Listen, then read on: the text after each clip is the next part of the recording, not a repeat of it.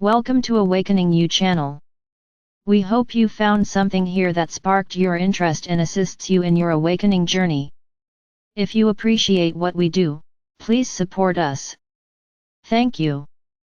Well, this has been quite a week for many of us. Old patterns of thought and behavior are most certainly coming up to be healed and released for good.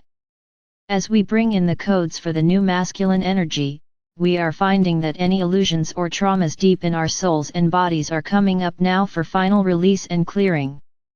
Okay, I feel the restlessness and the anger out there. So many people write in and say things like, I did my work and why am I still in this unhappy place, or how much longer until I am happy, or what did I do wrong? Well, the answer may be that this is not so much about us as individuals, and it is not something that we can refer to our individual lives. We are a collective, and we have collective planetary trauma to release as well.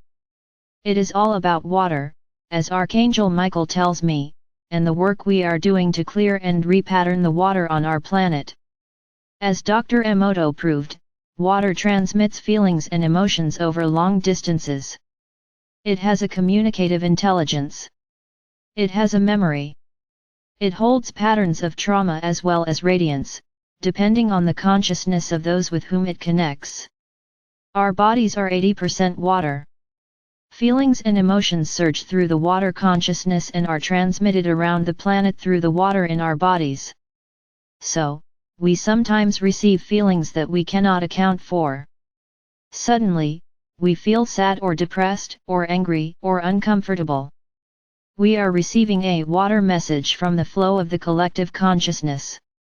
Archangel Michael says that once, many thousands of years ago, there was a radiant pristine world with continents called Lemuria and Atlantis. It was a first world, where angels in human form first experimented with the idea of creating heaven in this denser dimension of physical manifestation that was planet Earth. To do this, they had to balance fire and water and density and light. And all went well, and life on Earth was joyous and happy.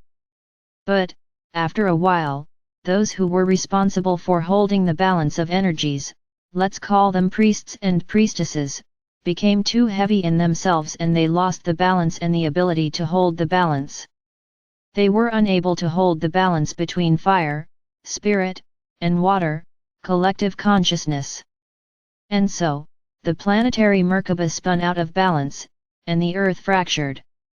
The continents of Lemuria and Atlantis were lost beneath the waters.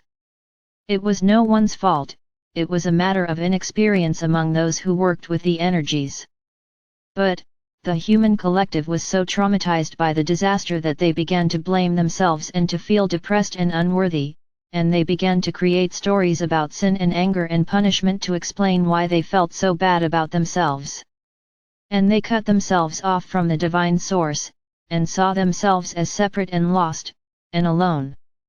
And the memory of this trauma was imprinted in the waters of the planet and coded into the water matrices of the physical body. And, because the wound was never healed in the planetary psyche, it continues to flow through the collective consciousness like a tide of pain and sadness. And because the radiance of the light from source is increasing, as awareness and consciousness once again lift towards an acceptance of human divinity, the old wounds become more evident and plain to see. So, even as we enter into this new cycle of joy and creativity, the water reminds us that we are still releasing such deep sadness and loss. Feelings of unworthiness, loss, fear, and anger that surge through the collective consciousness and seek projection in our lives, so that they can be healed. For thousands of years, the collective has continued to create and recreate from this level of trauma and disaster. It is time to end the trauma cycle by clearing its source within ourselves. So, I asked Archangel Michael, how does one repattern the water on a collective level? Well, here is where personal power becomes a necessity. Each one of us needs to hold clarity, peace, and love within our own being. If we are able to hold these qualities of unconditional source love, and release all feelings of sadness, depression, loss, unworthiness, and disaster, we can repattern the water in our own being to hold the imprint of super radiance or super consciousness. This will transmit this new pattern of love, this sacred and beautiful pattern, into the physical waters that represent the flow of our collective consciousness. We are indeed one with the planet. In many ways, we are the planet, in our oneness with all things. We experience what the planet experiences. We are also powerful creators. We can repattern these experiences by denying the trauma illusion, and only allowing the love.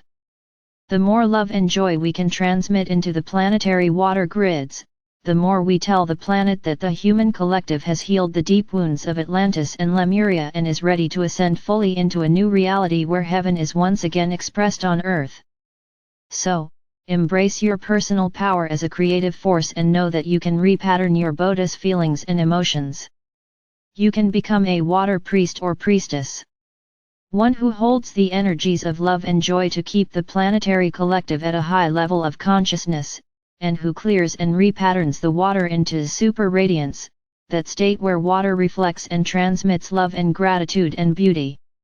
So, if you feel the waves of sadness, if you dream of tsunamis or fear floods and rising water levels, know that you are helping to dissipate and clear the old echoes of a collective trauma, so that heaven can manifest on earth. This new heaven on earth will be held, on the energy level, by the newly evolved human angels, who have the power and the strength and the joy, to create heaven on earth and to hold it in love and peace. It is the time, now.